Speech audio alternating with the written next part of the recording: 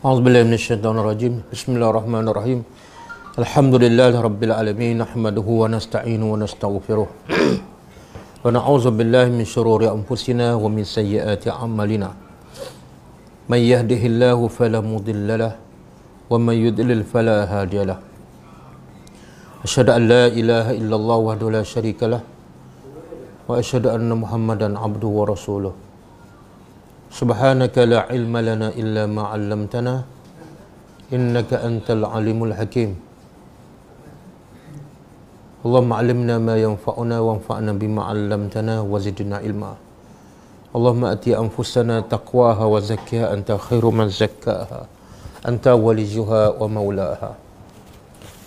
Rabbi yassir wa la tu'assir, Rabbi tammi bil khair. Amma ba'du. InsyaAllah pada pagi ini kita sambung tadabbur surah Al-Fajr. Dan macam biasa kelas hari Isnin ditaja oleh Seriaka. InsyaAllah kita dah sampai ayat yang ke-18. Kita masuk fasa yang ketiga dalam surah Al-Fajr.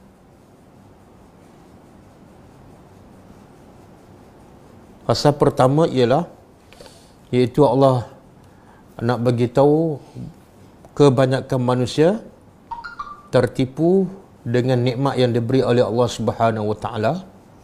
Sama ada nikmat kesihatan, nikmat kekuatan fizikal, nikmat kuasa, nikmat pengikut yang ramai.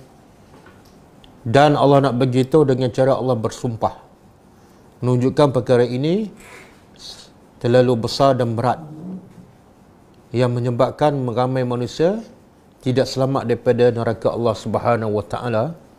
Dan Allah bersumpah dengan waktu-waktu azminah, waktu-waktu yang sebenarnya Allah nak bagi tahu inilah nikmat yang sebenar. Bukan harta, bukan pangkat, bukan kuasa, tapi nikmat yang sebenar ialah waktu-waktu yang masih ada dan waktu yang terbaik untuk manusia mentaati Allah Subhanahu Wa Taala, iaitu antaranya waktu fajar, walayalin ashri, 10 awal Zulhijjah, wasyafa'i wal watri, dan juga waktu yang ketiga ialah walayli iza yasri, waktu malam apabila ia beredar, apabila ia berjalan.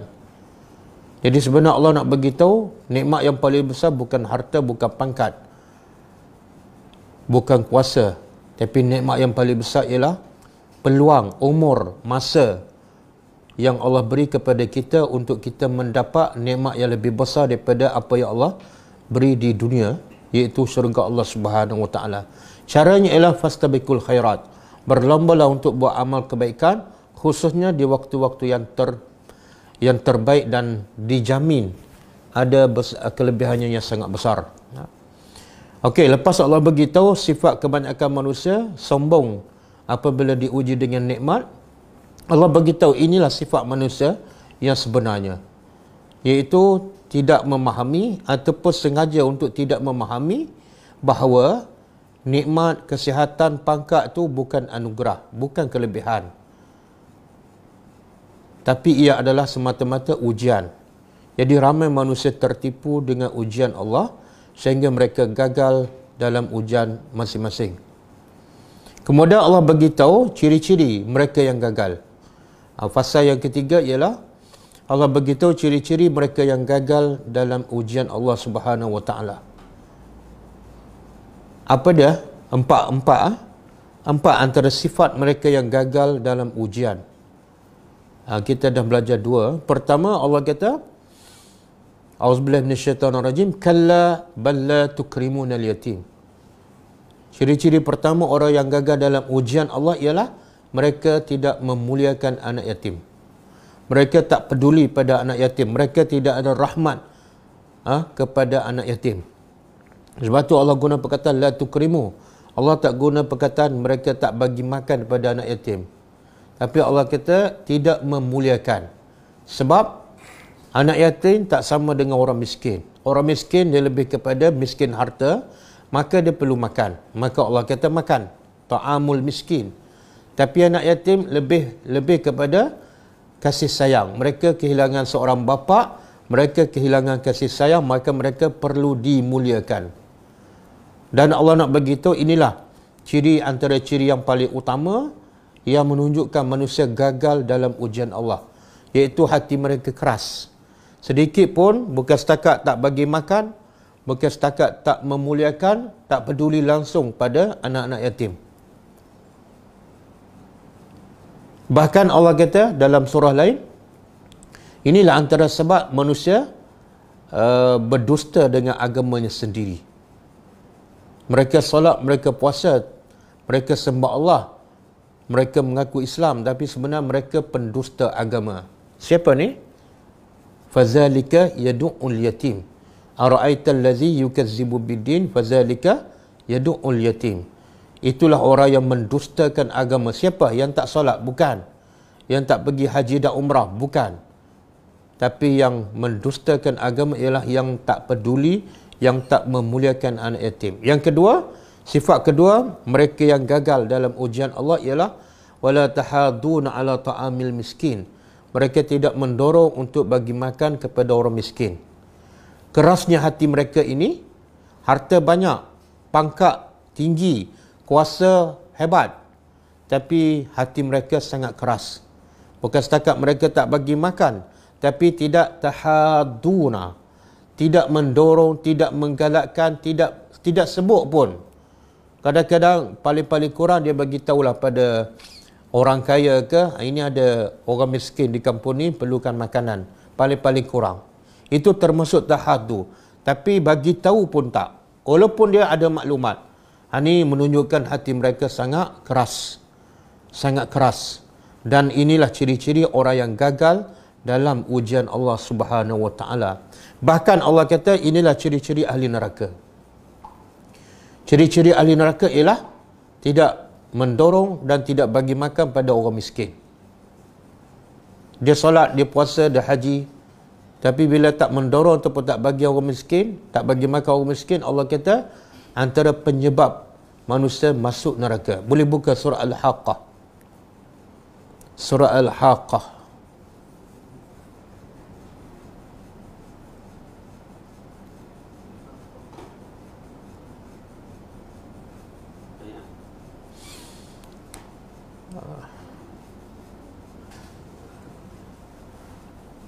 Surah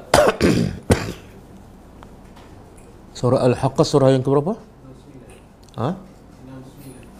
69. Okey, ayat 32.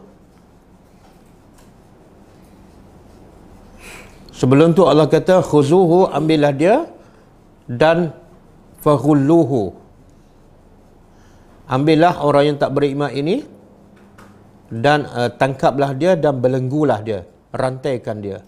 Summal jahim salluh, kemudian ke dalam neraka jahim, salluhu, masukkannya. Summa fi silsilatin zar'uha sab'una zira'an fasluku, kemudian rantaikannya dengan rantai yang sepanjang 70 hasta. Kemudian innahu kana la yu'minu billahil azim. Sebab apa ni? Tengok sebab mereka masuk neraka ialah mereka tak beriman kepada Allah yang Maha Agung. Tapi Allah sebut antara sebab-sebab mereka tak beriman apa dia? Ayat 34 kan? Wala yahuddu ala ta'amil miskin. Mereka tidak mendorong untuk bagi makan pada orang miskin. Menunjukkan apa tu? Sepatut Allah kata apa? Mereka tak beriman sebab tak solat, sebab tak puasa, ataupun sebab tak keluarkan zakat. Tak. Allah kata sebab mereka tak beriman kepada Allah, antaranya ialah wala yahaduna ala ta'amil miskin. Mereka tidak mendorong untuk memberi makan pada orang miskin. Tak berfikir, tak merancang, tak menggalakkan. Penyebab kepada masuk neraka. Jadi dua, kita dah belajar ciri-ciri mereka yang gagal dalam ujian Allah. Allah sebut ada 4 semua. Nak tahu orang tu berjaya ataupun tak dengan ujian Allah, kalau tak peduli pada anak yatim, gagal. Tak mendorong untuk bagi makan orang miskin, gagal. Okey, kita tengok dua lagi ciri-ciri mereka yang gagal.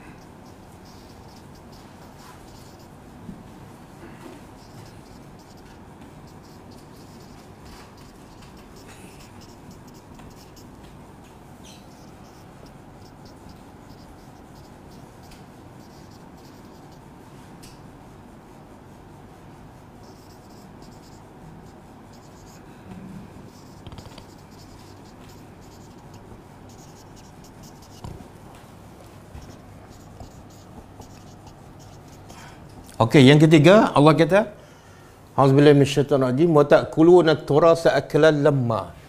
Dan ta'kuluna, kamu makan at-turas.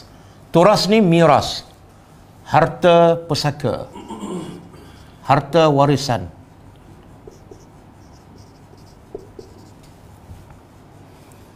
Sebab ketiga, mereka yang gagal dalam ujian Allah ialah mereka makan harta pusaka. Sama ada harta anak yatim ke, harta mak kepada anak yatim tu, ataupun siapa saja. Aklan. Aklan lamma makna dengan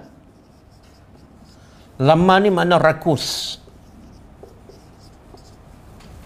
Lamma dalam bahasa Arab makna dia makan satu, dia makan sampai habis. Dia ambil semua harta tu, tak tinggal satu sen pun. Yang kedua, lamma ni maksud dia ialah dia mengambil harta anak yatim ataupun harta pusaka tanpa mengira halal ataupun haram. Itu makna lamma. Okey, jadi sifat ciri-ciri ketiga, ambil hak orang. Mungkin ada orang bertanya, kalau dia ambil bukan harta turas, bukan harta pusaka, termasuk tak? Termasuklah. Cuma Allah nak bagi tahu yang paling teruk inilah. Kalau dia ambil hak orang yang bukan pusaka, berdosa. Dan ciri-ciri gagal juga. Tapi kalau dia ambil hak pusaka, tambah-tambah harta anak yatim, lagi menunjukkan hatinya keras. Lagi menunjukkan kezalimannya. Sebab Allah kata, dalam setiap harta kita ada hak kepunyaan orang miskin. Allah kata apa? Dalam surah Az-Zariyat, wa fi amwalihim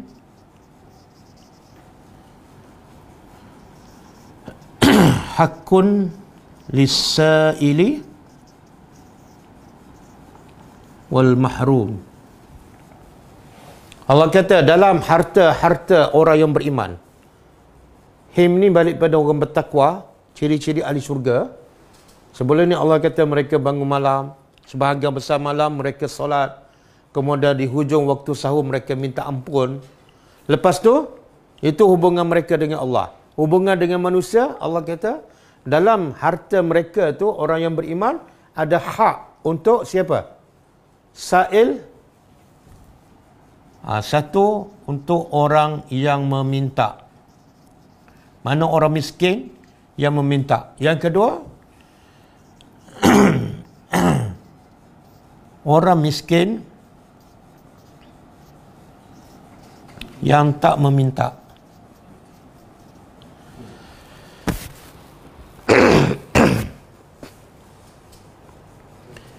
Jadi kita kena muhasabah diri kita. Kita simpan banyak mana harta kita pun, katalah ada 500 ribu kan. Ingat Allah kata dalam 500 ribu tu ada hak orang anak yatim, ada hak orang miskin. Jadi kalau kita tak bagi, sebenarnya bukan kita bagi hak kita, tapi kita tak bagi hak mereka. Jadi walaupun jumlahnya 500 ribu, bukan semua hak kita. Okey? Jadi sifat ketiga, manusia suka makan harta orang. Yang lebih dahsyat ialah harta pusaka. Kemudian sifat keempat, wa tuhibbuna, dan kamu sangat cinta al-mal, harta, hubban jamma. Hubban,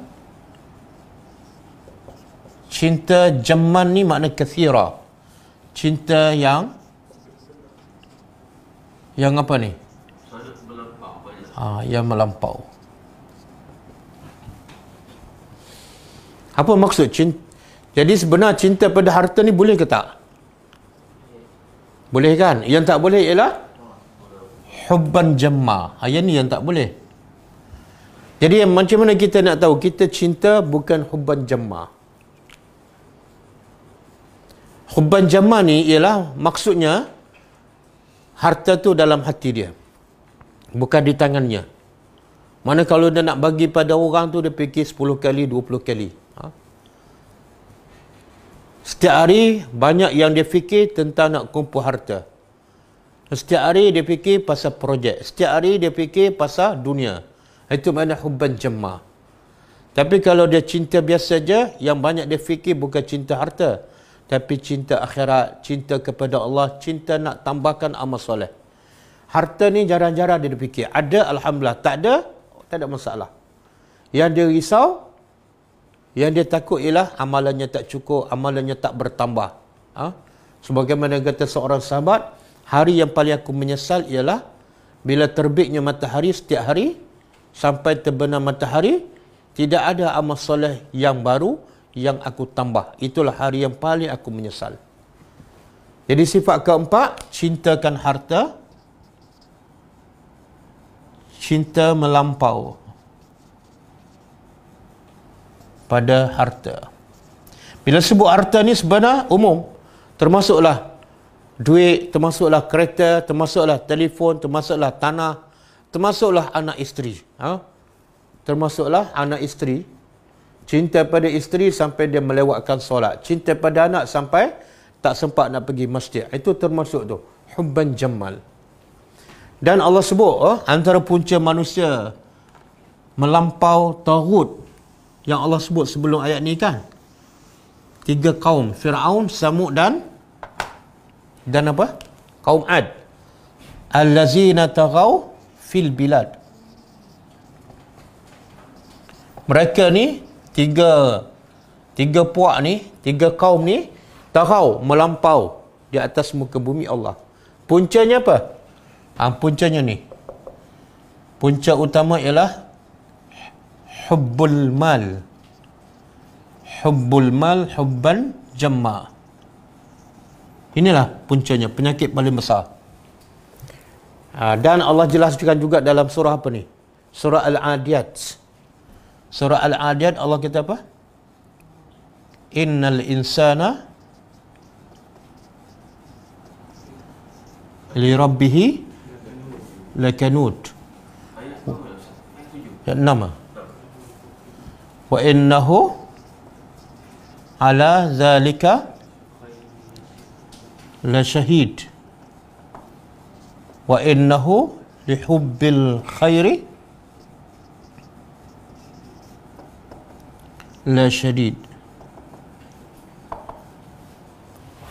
Ayat 678. Okey, cuba terjemah. Allah kata apa? Innal insan, sesungguhnya manusia li rabbihi lakanud. Apa dia? Li rabbihi pasti kanud, sangat-sangat ingkar kepada Tuhannya. Jadi tabiat manusia lakanut, inilah ni empat ni sangat ingkar kepada Tuhan. Allah kata ambillah tahu ataupun pedulilah kepada yatim, dia ingkar. Kemudian Allah kata wa innahu ala zalika la syahid, sesungguhnya apa tu? Tak, yang kedua. Sesungguhnya manusia atas itu, atas apa ni? Atas kanut, atas keingkaran pada Tuhannya, la syahid, dia sendiri sedar. Syahid mana? Dia sendiri sedar, dia sendiri menyaksikan. Ataupun ada pendapat yang kedua, Tuhan sendiri menyaksikan betapa kanutnya manusia kepada Tuhannya. Kemudian Allah beritahu, punca apa ni? Kenapa manusia sangat kanut kepada Tuhannya? Wa innahu lihubbil khairi la syadid. Sesungguhnya manusia, apa dia? Manusia lihubbil khairi, pastilah cinta khair. Khair ni makna dia ialah mal. Bila sebut khair makna dia mal. Manusia cintakan harta la syadid, sangat melampau. Jadi semua punca masalah manusia apa dia? Ialah cintakan harta.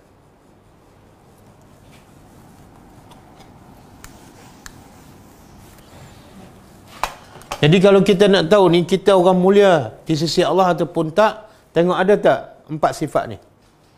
Kalau tak pernah ambil tahu pasal anak yatim, tak pernah bantu orang miskin, tak rancang pun, dan tak bantu orang untuk bantu orang miskin, maka kadang-kadang nombor 3 tak ada, nombor 4 adalah. Kita termasuklah orang yang kanut, orang yang gagal dalam ujian Allah Subhanahu Wa Taala. Dan celakanya orang yang cintakan harta ni, sampai Nabi sebut dalam satu hadis sahih, ta'isa abdu ad-dinar, ta'isa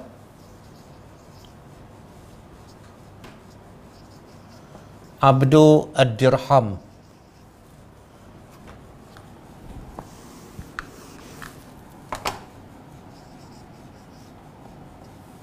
Ta'isa abdul qatifah.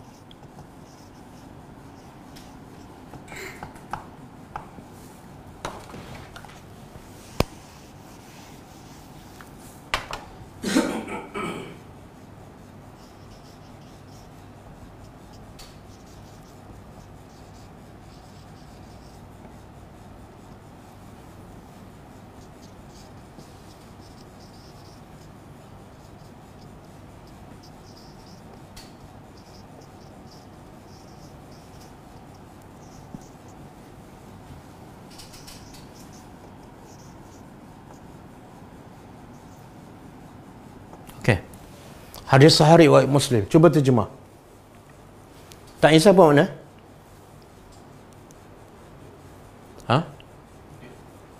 Tak. Celaka. Dia lebih kurang wailun.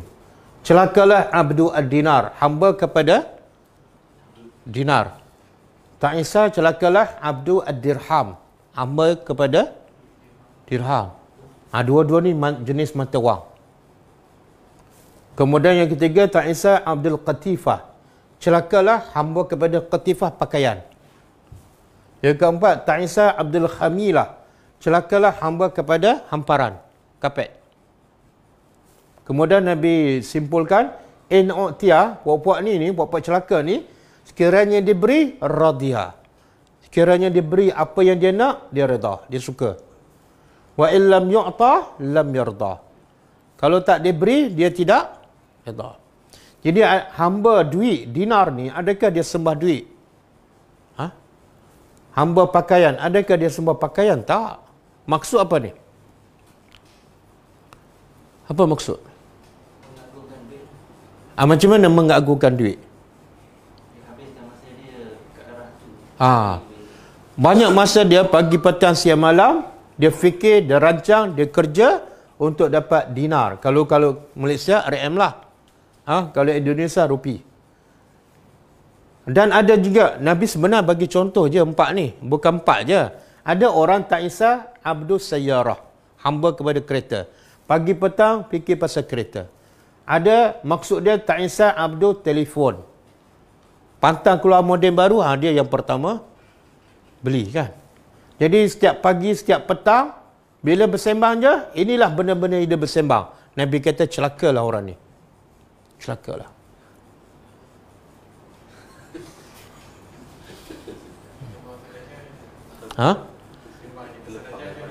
Sembah pasal Dajjal. Kalau sembah pasal Dajjal sampai orang takut pada Dajjal pun celaka juga. Dia kena sembah pasal Dajjal sampai orang takut pada Tuhan. Itu betul.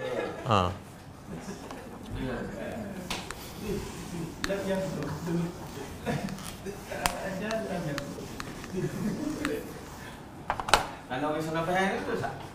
Celaka dia ke celaka kita? Celaka dia sana. Tak, dia pun celaka, tapi kita pun mungkin penyebab dia celaka.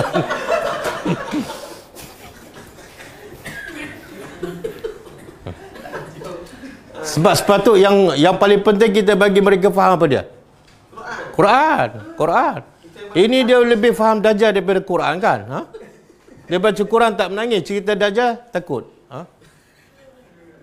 Okey. Kemudian Allah beritahu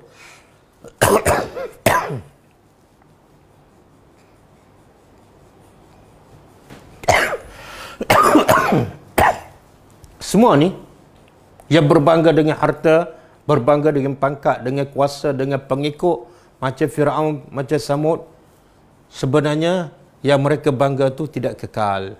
Sebab apa? Allah ingatkan, kalla, sekali-kali tidak. Iza, apabila dukat, apa dia dukat? Dukati. Kalau dia sabdu lah, kalau tak ada sabdu, Ducati tu jenis motor kan, tu. Jadi Ducati apa dia? Tengok apa depan dia tu, bumi boleh tak baling? Apa perkataan yang sesuai? Nak terjemah kena tengok apa dia yang nak dibuat tu. Bumi kan? Kalau bumi apa? Sesuai. Dihancurkan. Apabila dihancurkan bumi, dalam terjemah dihancurkan, tapi lebih tepatnya diratakan. Dekan serata-ratanya. Jadi kita nak faham macam mana bumi dihancur ataupun diratakan serata-ratanya. Macam mana kita nak faham? Boleh buka surah Taha. Allah tafsir Al-Quran dengan Al-Quran. Ayat Al-Quran mentafsirkan Al-Quran. Buka surah Taha ayat 105.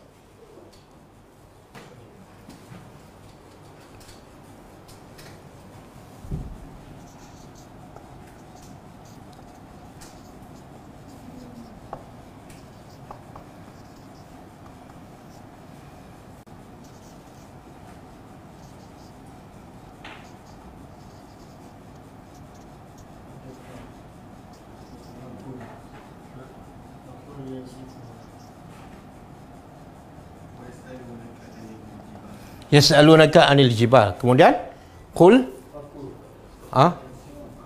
wow. Okey, faqul. Kemudian yang sifah rabbi nasfa. Lepas tu apa? Wa yazaruha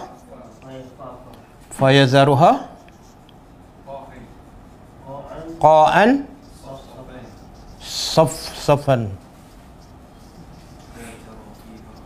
la tara fiha iwajan wala amta. Okey, ayat ni menghuraikan iza dukatil ardu dakka. Okey, bumi dia macam mana kedudukan bumi? Dia tak rata kan, ada bukit, ada pokok apa semua kan? Maka Allah kata apa? Yas'alunaka 'anil jibal. Orang-orang kafir bertanya engkau tentang apa? Jibal. Orang kafir tanya Muhammad pasal jibal. Soalan tentang apa ni? Apa dia? Sebab kan Nabi duk cerita kat Mekah, cerita tentang apa? Fokus utama Nabi apa dia? Tauhid lagi? Tentang hari kiamat kan? Dan bila hari kiamat apa akan berlaku, semua hancur kan? Jadi orang kafir tak percaya. Antara soalan yang menunjukkan mereka tak percaya, dia kata apa? Tu gunung yang kukuh, yang besar, yang tinggi tu kalau dah kiamat takkan hancur. Jadi mereka tanya Nabi, gunung tu macam mana kalau berlaku kiamat? Sebab dalam kepala dia tak masuk akal lah. Gunung yang tinggi dan kukuh boleh hancur. Maka Allah perintah Nabi jawab, faqul, katalah, yang sifuha Allah apa dia? Yang sifuha apa mana?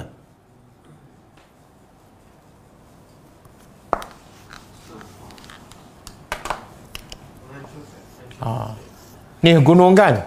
Allah yang sifuha, Allah menghancurkannya. Kemudian bila hancur jadi macam apa? Allah sebut dalam surah Al-Qari'ah, wa takunul jibalu kal ihnil manfush. Wa takunul jibalu kal ihnil manfush. Setelah Allah yang sifat ataupun dekat, maka jadilah gunung-gunung seperti ihni. Ihni apa dia? Bukan, ini kapas ataupun bulu. Al-manfush yang berterbangan. Jadi menunjukkan apa ni? Kita kalau nak hancurkan gunung, Agak-agak ambil masa berapa lama? Mana ada 2 tahun? Ada seorang Syekh Dr. Ratib Nablusi, dia kata ada satu gunung di Syria, orang korek pasir daripada dalam gunung tu bertahun-tahun, tapi kat luar langsung tak terjejas. Itu baru ambil pasir yang kat dalam. Kalau nak hancurkan, tak tahulah ambil masa berapa lama. Tapi kalau Allah hancurkan, bukan setakat hancur, dia menjadi seperti kapas yang berterbangan. Kita pula jadi apa? Bila dukatil ardu dakka. Manusia jadi macam apa? Apa?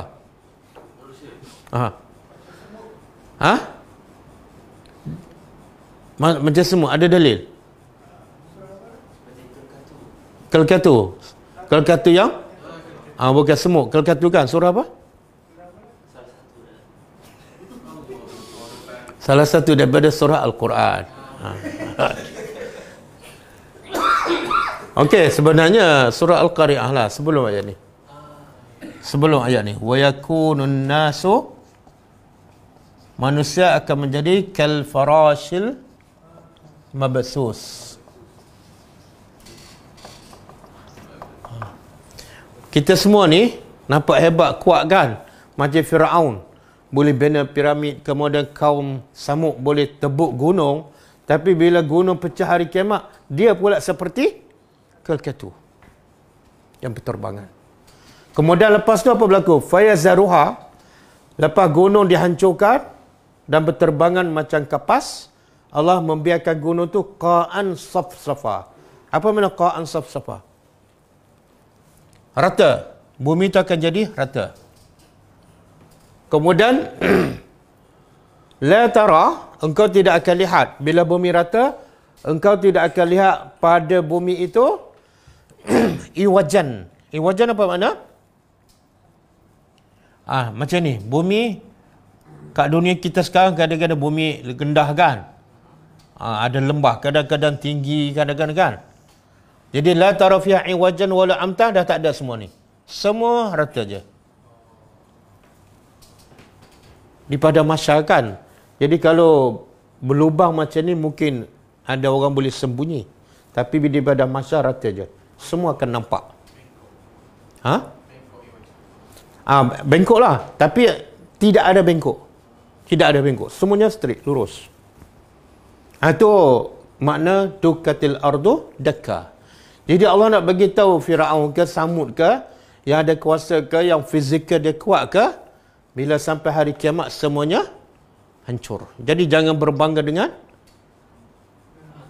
sebab. Sebab kamu jadi kaya, sebab kamu jadi hebat kan. Jangan berbangga. Sebab semuanya akan hancur. Kemudian, ketika itu lepas tu apa berlaku? Waja'a dan Ja'a telah datang. Rabbuka, Tuhan engkau. Datang Tuhan engkau. Allah guna perkataan datang, maka jangan ubah makna. Jangan ubah makna. Setengah orang dia kata, Tuhan mana boleh datang?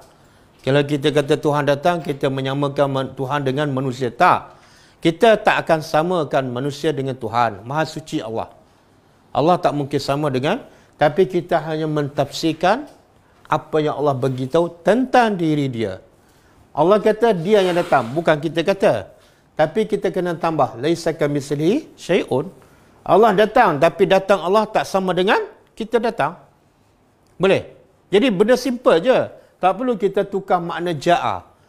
Kalau kita tukar makna datang, ada setengah dia tafsir apa ni? Yang datang ni bukan Tuhan. Yang datang ialah perintah Allah. Kalau datang perintah Allah, Allah boleh je ayat. Allah boleh buat ayat macam ni. Ja'a amrullah. Boleh je amrullah. Tapi Allah tak sebut amrullah. Allah sebut rabbuka. Makna apa? Allah nak bagi tahu yang datang bukan perintah dia.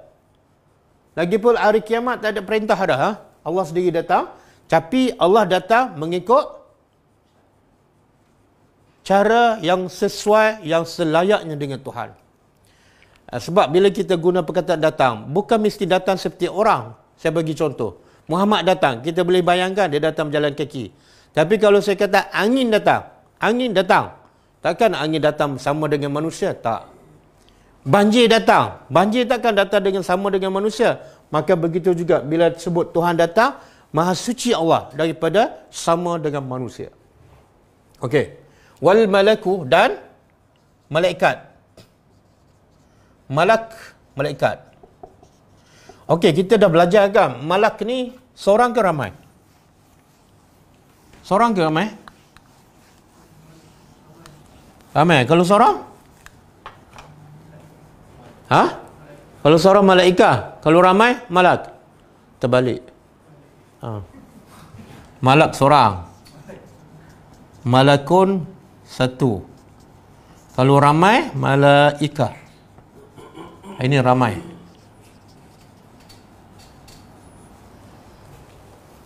Okey?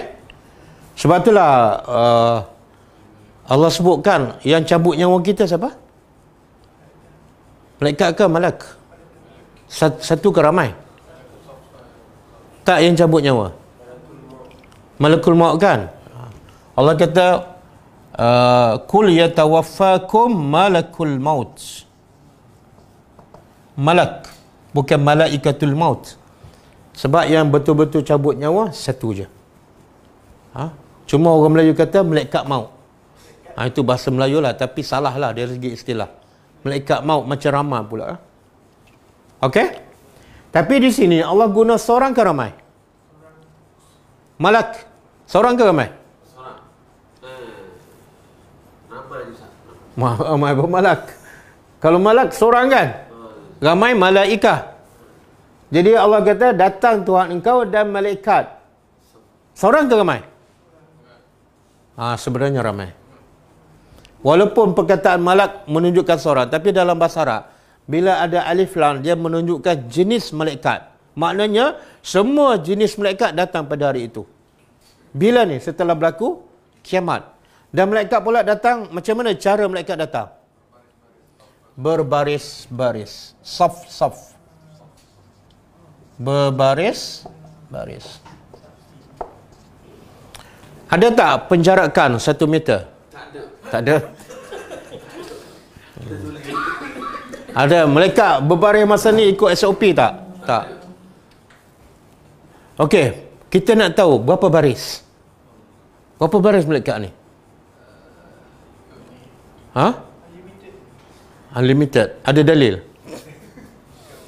Sebenarnya Allah tak sebut berapa baris, cuma ada ulama ahli tafsir mengatakan 7 baris. Kenapa 7 baris? Sebab berdasarkan 7 lapis langit. Setiap satu lapis langit ada malaikat. Lapis kedua malaikat lain. Lapis ketiga lagi ramai. Lapis keempat lagi tinggi lagi ramai. Dan kemuncaknya lapis yang kita tahu tak di lapis ketujuh ada Baitul Ma'mur. Kan? Baitul Ma'mur tu ada tempat malaikat tawaf. Yang Nabi kata setiap hari masuk 70,000 malaikat dan tak keluar. Jadi yang paling ramai malaikat di mana? Lapis yang ke-7. Jadi ada pendapat mengatakan malaikat ni berbaris mengikut saf dan mengikut lapisan langit. Mula-mula langit pertama turun satu saf. Berapa banyak, berapa ramai, wallahu alam. Kemudian saf yang kedua daripada langit yang kedua. Saf yang ketiga daripada langit yang ketiga. Okey? Okey, itu satu. Yang kedua, kita nak tahu kenapa malaikat datang secara berbaris. Apa yang Allah nak beritahu sebenarnya? Allah boleh je beritahu Tuhan kamu dan malaikat datang tanpa ada saf-saf. Boleh kan? Boleh. Tapi apa makna, apa faedah Allah sebut saf-saf? Ketaatan kepada. Tapi kalau tak sebut saf-saf ni pun boleh juga menunjukkan ketaatan kan?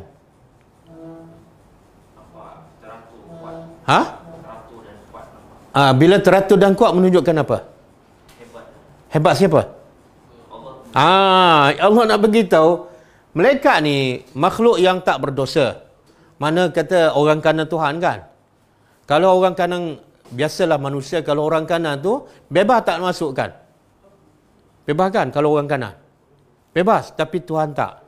Sebab Tuhan ni ada kehebatan dia. Walaupun malaikat tu orang kanan, walaupun malaikat tu bersih, sentiasa taat pada perintah Allah, tapi Allah tu sangat hebat, sangat mulia. Sampai malaikat yang dah mulia pun nak datang jumpa Allah secara berbaris. Itu menunjukkan kehebatan Tuhan tu. Macam kita lah. Kalau pemimpin tu, bila pemimpin ada, orang datang berbaris. Satu lagi pemimpin yang kedua B, orang datang serbu. Yang mana pemimpin yang lebih mulia? Berbaris. Macam askar. Macam askar. Okey. Kemudian waji'a, dan lepas tu apa berlaku? Waji'a. Tadi ja'a, datang. Ini ji'a. Didatangkan. Dan didatangkan. Yauma izin, yaum hari, izin itu. Pada hari itu. Hari apa ni? Hari kiamat. Daripada mahsyar. Hari itu dibawa datang di Jahannam. Neraka Jahannam. Waji'a yauma izin bi Jahannam yauma izin. Betul lah. Okey, pada hari itu juga apa berlaku? Yatazakkarul insan. Apa makna yatazakkar? Bukan manusia diingatkan, manusia ingat. Manusia ingat. Ingat apa ni? Ni, bila Tuhan dah ada kat depan tapi tak tengok, masa ni manusia masih belum boleh melihat Tuhan. Manusia boleh melihat Allah bila masuk surga kan? Okey. Bila dah Tuhan ada kat depan, malaikat pun begitu ramai berbaris-baris dan neraka Jahannam dibawa. Okey, kita nak tengok ada tak huraian lain bagaimana neraka Jahannam dibawa tu? Neraka Jahannam boleh dipindah-pindah ke? Dia cakap diperlihat. Didatangkan. Tak, kalau diperlihat Allah guna perkataan lain. Waru'iyah. Bila Allah guna waji'at, didatangkanlah, jangan takwil lagi. Jadi bila disebut neraka Jahannam didatangkan, adakah neraka itu boleh dipindah-pindah? Dimunculkan. Janji Allah azab yang akan Kalau dimunculkan, Allah guna perkataan lain. Dia lagi menakutkan lah, didatangkan tu ayat tu lagi. Jadi makna neraka boleh dibawa lah. Boleh dipindah-pindah. Sebenarnya satu hadis Nabi menjelaskan maksud dibawa datang neraka. Satu hadis sahih, Nabi kata neraka Jahannam ditarik dengan 70,000 zimam. Zimam ni tali. Nabi sebut dalam hadis sahih neraka Jahannam ditarik dengan 70,000 tali, dan setiap satu tali ada ditarik oleh 70,000 malaikat. Hadis sahih. Jadi berapa ramai yang tarik neraka Jahannam? Kalilah 70,000 kali 70,000. Mana hadis mengatakan ditarik, Quran mengatakan dibawa datang. Berapa? Infinity, Ustaz. Tak keluar. Subhanallah. Mana neraka boleh dibawa? Ya. Ini makna ji'ah, dan dalam hadis ditarik. Sebenarnya apa yang Allah nak bagi tahu? Neraka tak besar. Tengok yang tarik ni berapa ramai ni? Kita tahu tak makhluk antara manusia, jin dan malaikat kan? Manusia, jin dan malaikat, mana yang paling kuat? Mana tahu malaikat paling kuat? Betul lah. Kepala dia kat langit, kaki kat sayap dia dah ada berapa ratus kan? Dan antara kerja malaikat apa dia? Pikul arasy Allah. Arasy Allah besar mana?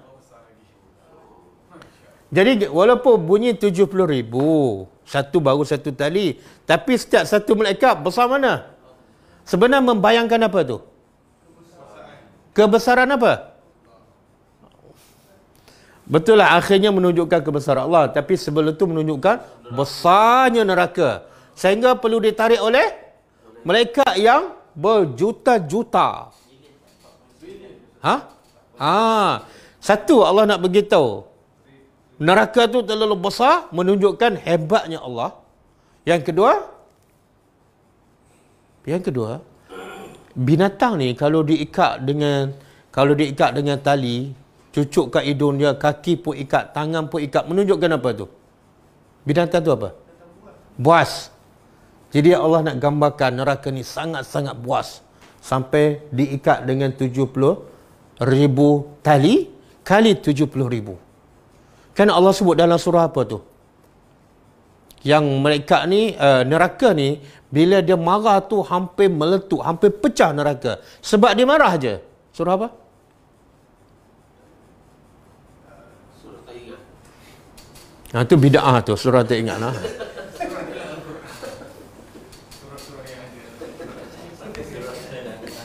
Yakadu tak, yakadu tamayyazul, yakadu surah Al-Mulk.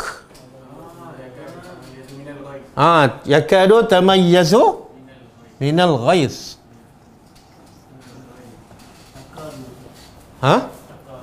Takadu tamayyazu minal ghaiz, kan? Surah Mulk, kan? Orang kita selalu baca ni. Kullama ulqiya fiha faujun sami'u laha syahiqan wa syahik, kan? Okey, apa makna takadu? Neraka ni hampir-hampir, tamayyazu, pecah. Pecah sebab apa? Minal ghaid, disebabkan marah. Jadi neraka ada perasaan tak? Ada. Dia marah, kan? Perasaan dia marah. Dia marah pada siapa ni? Marah kepada ahli neraka ni. Sampai tahap Allah nak gambarkan neraka ni marah, sampai tahap nak pecah, meletup. Sebab itulah kata ahli tafsir, neraka ni diikat dengan tali 70,000 kali 70,000. Sebab apa? Dia ni buas, dia ganas. Bila dia marah pun dah nak meletup dah. Geram sangat. Tunggu je. Bila Muhammad ni nak masuk neraka, aku nak balun habis-habis. Okey? Okey. Kemudian, bila dah nampak neraka besar tu depan mata, menakutkan, terlalu besar, maka ketika itu manusia pun ingat. Ingat apa? Apa yang manusia ingat masa tu? Ingat dakwah Nabi Muhammad. Bukan. Dia ingat apa? Ni neraka kat depan ni.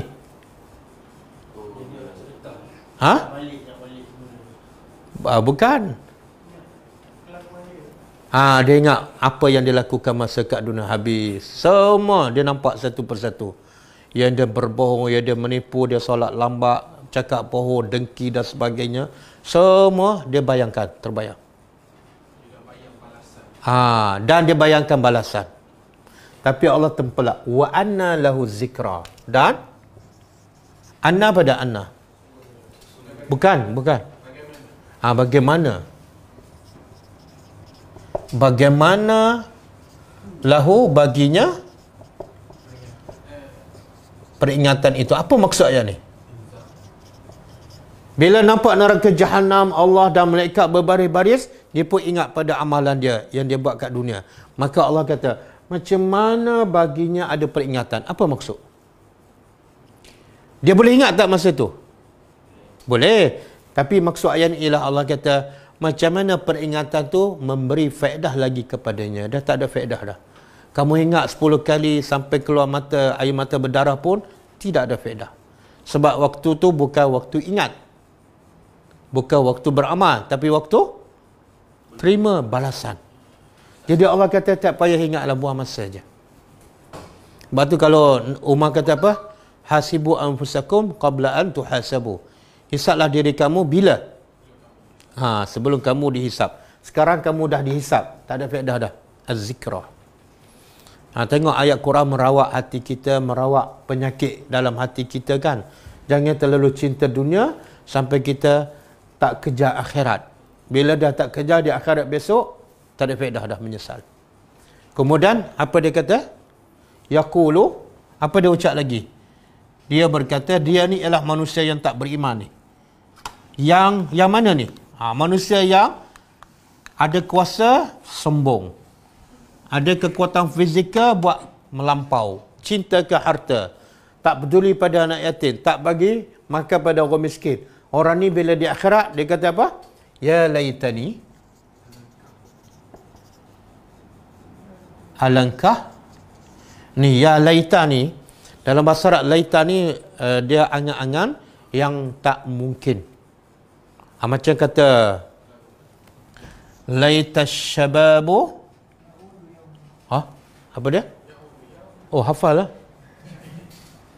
Ni bukan hadis ni. Ayat Quran apa bukan?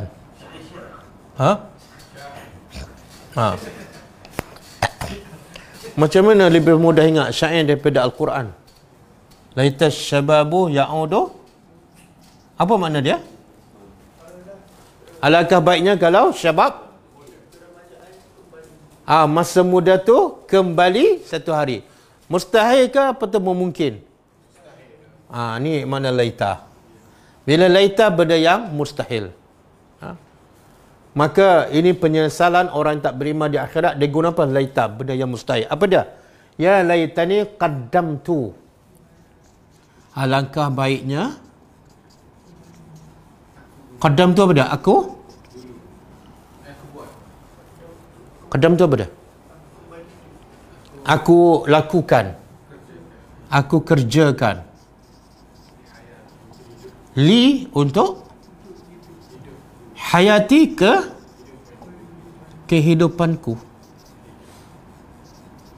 Hayat kehidupan, ti itu kehidupanku. Kan? Ada orang nama Hayati kan? Maknanya dia kehidupanku. Ataupun Nur Hayati. Cahaya kehidupanku walaupun gelap. Okey. Apa maksudnya ni? Tengok. Apa dia? Iyalah, kenapa dia kata alangkah baiknya aku kerjakan untuk kehidupanku. Apa maksud kehidupanku? Jadi kehidupanku tu apa maksud? Kehidupan di mana? Di dunia. Tak. Salah. Kehidupan?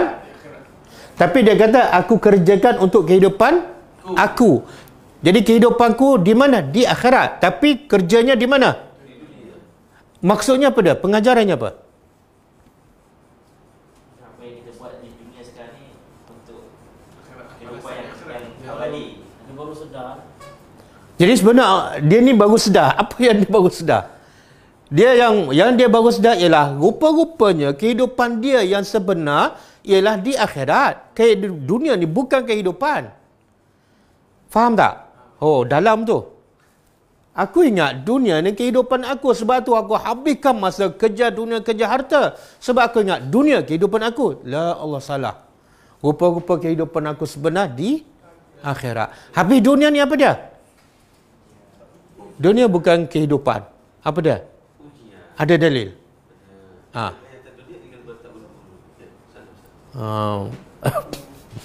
Tak salah. Cuba buka surah ni. Surah Al-Ankabut ayat 64.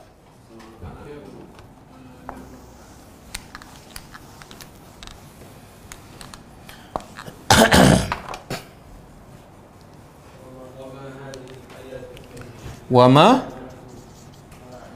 hadhil hayatud dunya. Al-Hadid 20 boleh Ustaz? Macam mana bunyi? Boleh tak? Illa la'ibun. Tak. Wa ma hadhil hayatud dunya illa la'ibun kan? Walahun. Kemudian cuba baca surah Al-Ankabut surah Al-Ankabut. Illa lahwun وما هذه الحياة الدنيا إلا لهو ولعب وإن الدار الآخرة لهي الحيوان wa inna ad-daral يعلمون akhirati lahiyal hayawan law kanu.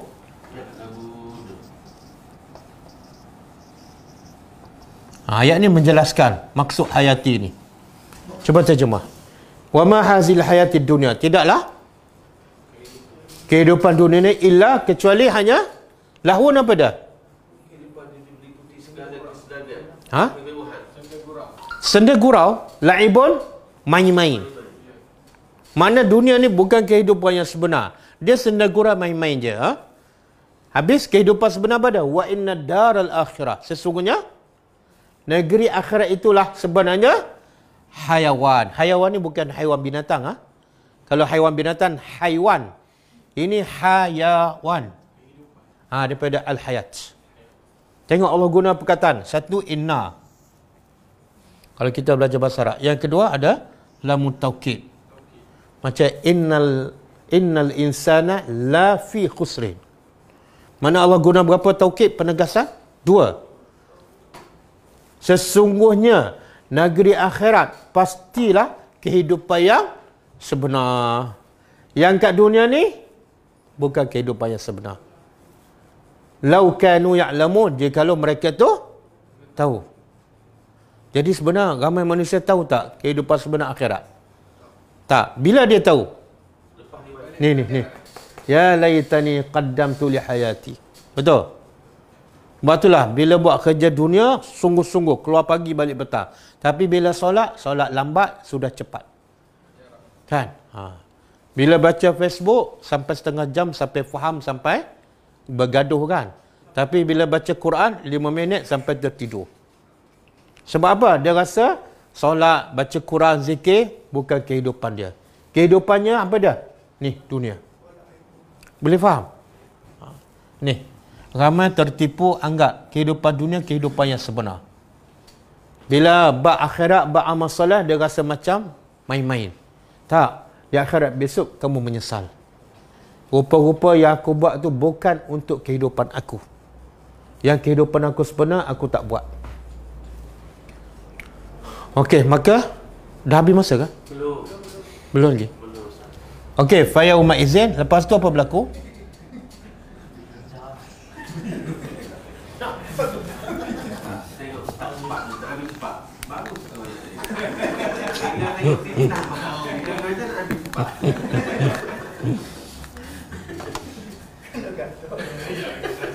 Okey, sebab kita dah sedar, kita sambung 1 jam lagi ya. Okey. Maka yauma izin, pada hari itu ataupun pada hari ini, la yu'azzabu, tidak akan diazab. Tidak akan diazab ahadun, seorang pun, seperti azabnya azab siapa ni? Seorang pun. Wala yusiqu, dan tidak dirantai. Kan? Tidak diterjemah apa tu? Dirantai ataupun dibelenggu. Wasaqahu, seperti rantainya, ahad, seorang pun. Apa maksud dua ayat ni?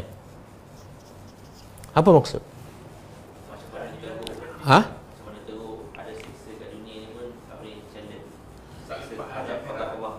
Azab Allah nak banding dengan azab manusia tak boleh. Kita pernah dengar tak ada azab kat dunia kan? Dekat kaki, dekat tangan, lepas tu dia potong tangan hidup-hidup kan? Macam yang Nabi cerita digergaji sampai terbelah dua kan? Ada yang colek mata hidup-hidup kan? Ada yang potong bibir hidup-hidup. Ada yang gunting telinga hidup-hidup kan? Kita dengar mengerikan. Mengerikan. Tapi Allah kata apa? Itu azab manusia, azab Allah lagi dahsyat. Okey, boleh tak bagi gambaran? Bila Allah sebut azab Allah tu dahsyat, kita kena gambarkan Apa dia bentuk dahsyatnya azab Allah? Contoh. Daripada neraka menggelegak otak. Azab, Nabi kata azab yang paling ringan dalam neraka apa dia? Pakai terompah ataupun pakai selipar di kaki tapi menggelegak kat otak. Biasa pakai kat kaki, dia menggelegak kat mana? Kat kaki je, hangus kaki kan. Jadi manusia kalau suruh pakai kaki, selipar daripada api, dia terbakar kat sini je. Syakat tu je, dia tak naik sampai kat lutut. Kan? Mungkin mati awal-awal lagi kan. Tapi di akhirat besok pakai kat kaki menggelegak. Kalau pakai kaki menggelegak di otak, kat perut apa jadi? Itu maksud la yu'azibu azabahu ahad. Jadi Allah juga sebut dalam surah Muhammad ayat 15 kan, fasuqu ma'an min hamim faqatta'a am'a'ahum. Bila mereka diberi minum air panas yang mendidih sampai Allah nak gambarkan teruknya azab Allah, iaitu sampai terputus isi perut. Ada orang manusia dia makan kaca kan? Ada kan? Ada kat Indonesia. Tapi tak berdarah pun, isi perut pun tak putus. Yang Allah ni bukan kaca, air panas je. Bila minum je, mendidih dan putus isi perut. Dalam surah Al-Kahfi Allah kata, yashfil wujuh. Bila nak minum air, letak kat bibir je. Belum masuk lagi, apa berlaku? Kulit muka ni terbakar hangus dan gugur isi dagingnya. Belum masuk dalam perut lagi. Dan rantai Allah pula ni. Ni gambaran Allah kata tidak ada siapa yang boleh merantai manusia seperti rantai Allah. Manusia kalau buat jenayah besar, dia rantai kat mana? Kalau jenayah lagi besar? Kaki kan? Kadang-kadang sampai? Tapi tahu tak rantai Allah dia buat macam mana? Berapa hasta? Allah sebut dalam Quran. Kita baca ada sebut tadi surah Al-Haqqah. Cuba tengok. Surah Al-Haqqah ayat 30. Summal jahima sallu. Summa fi silsilatin zar'uha sab'una zira'an fasluku. Kan? Okey. Tengok Allah kata semal jahim.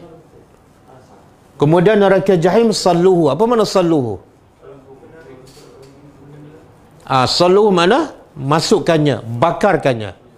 Kemudian lepas tu Allah kata apa? Summa fi silsilatin. Kemudian rantai. Rantai pula zar'uha, panjangnya sab'una 17 tahun. Fasluku. Apa makna fasluku? Sebenarnya dalam tafsir dia kata macam ni. Fasluku ni dia masukkan rantai 17 hasta. Ini hasta kan? Satu hasta kan? Kalau 17 hasta panjang mana? Cuba bayangkan. Sampai kat Petronas ke? 17 hasta. 17 hasta. 70 sab'una. Ya. Tak, ni depan. Hasta sini kan? Ni, sini hasta. 70, okey. Kata ahli tafsir, apa Allah buat pada ahli neraka dengan 17 hasta rantai ni? Masuk ke punggung, masuk dalam punggung, keluar ke mulut. Macam disula. Kemudian dibelik pula. Sebab rantai 70 hasta panjang. Ini makna, tidak ada seorang pun yang boleh merantai manusia sebagaimana Allah merantai. Jadi semoga ayat ni betul-betul mengisafkan kita dan jangan lagi berbangga sebagaimana berbangga kaum dahulu yang dibinasakan oleh Allah. Berbangga dengan sebab kekayaan, harta, kekuatan fizikal, pengikut ramai, jangan. Tapi orang beriman, lepas ni Allah akan sebut ciri-ciri orang beriman pula. Iaitu ya ayyatuhan nafsul mutmainnah. Orang beriman jiwa dia tenang. Tenang dengan apa? Bukan dengan harta, bukan dengan pangkat, bukan dengan pengikut. Tapi dia tenang dengan apa? Wal fajri wal layal ashri. Kita akan sambung akan datang insya-Allah.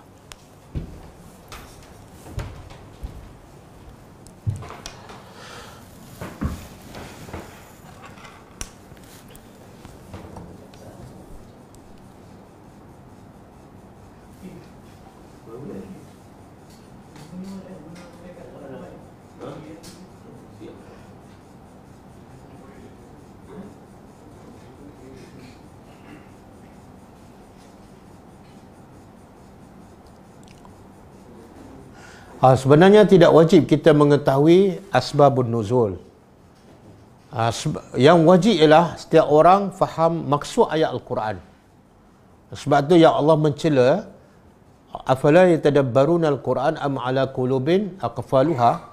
Allah mencela bukan orang yang tak tahu asbab nuzul, tapi Allah mencela ialah orang yang tak tadabbur Al-Quran. Kadang-kadang dia faham ayat Al-Quran, dia ambil pengajaran, tapi sebab nuzul dia tak tahu. Tak apa, tak ada masalah. Tapi kalau terbalik, asbabun nuzul tahu, tapi maksud pengajaran ayat Quran dia tak ambil dan tak amalkan, itu masalah. Dia asbabun nuzul ni hanya membantu untuk kita faham ayat Quran. Tapi kalau tak tahu asbabun nuzul, bukan makna kita tak boleh faham ayat Quran. Okey? Kemudian yang kedua, bila kita belajar, biasanya ustaz ataupun penceramah tu dia dah tahu asbabun nuzul, maka cukup dengan ustaz yang bagi tahu tu dah tahu tentang asbabun nuzul, dan kefahaman dia yang dia sampai pada kita menyebabkan kita faham. Walaupun kita tak tahu asbabun nuzul, itu tak ada masalah.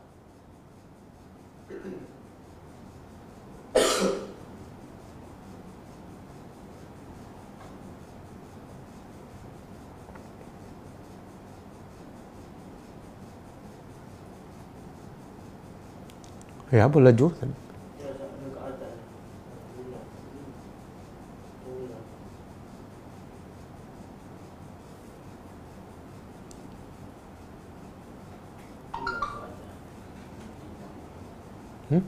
Ada dekat atas.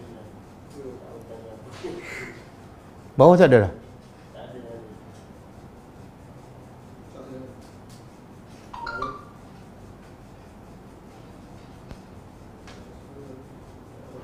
Itu adikah, bolehkah membaca Al-Quran hanya untuk melancarkan bacaan, tapi di masa yang sama dia mentadabbur? Bolehlah.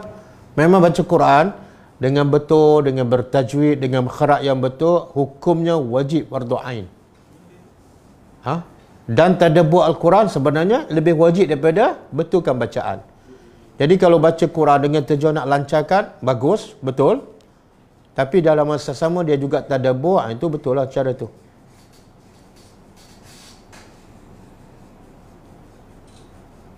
Apakah amalan terbaik di bulan Maulidur Rasul? Amalan terbaik ialah apa yang dilakukan oleh Nabi, dan tidak ada amalan khusus di bulan Maulidur Rasul. Sebab Nabi dan para sahabat tak pernah sambut Maulidur Rasul. Jadi tidak ada amalan khusus. Yang ada amalan khusus ialah yang Nabi sebut dalam hadis, termasuklah dalam surah Al-Fajr yang kita belajar. Al-Fajr, waktu subuh, itu ada amalan tertentu. Salat malam, salat subuh, walayalin ashri, 10 awal Zulhijjah, itu ada amalan tertentu. Bulan Ramadan ada dalil daripada Quran. Jadi bulan Maulidur Rasul, nama bulan Maulidur Rasul pun dah tak, itu bukan nama daripada yang diberi oleh Rasul, tapi diberi oleh orang terkemudian. Jadi kalau nama bulan Maulidur Rasul pun bukan daripada Nabi, maka amalan yang khusus lagi tidak ada. Dah.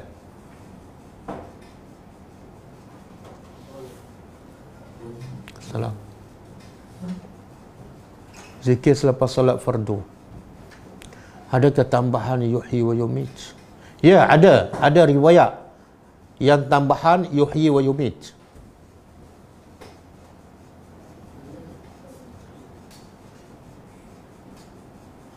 Zikir selepas subuh dan maghrib pula bagaimana? Ada riwayat yang ada tambahan yuhyi wa yumit. Jadi bila ada riwayat yang berbeza, kita boleh baca dua. Ada ketika kita tambah yuhyi wa yumit, ada ketika kita tak baca yuhyi wa yumit. Dua-dua betul. Okey, cukup kelas kita akan datang ialah besok pukul 10.30 insya-Allah. Kita tutup dengan membaca tasbih kafarah. Subhanakallahumma wa bihamdika asyhadu an la ilaha illa anta astaghfiruka wa atubu ilaik. Assalamualaikum warahmatullahi wabarakatuh.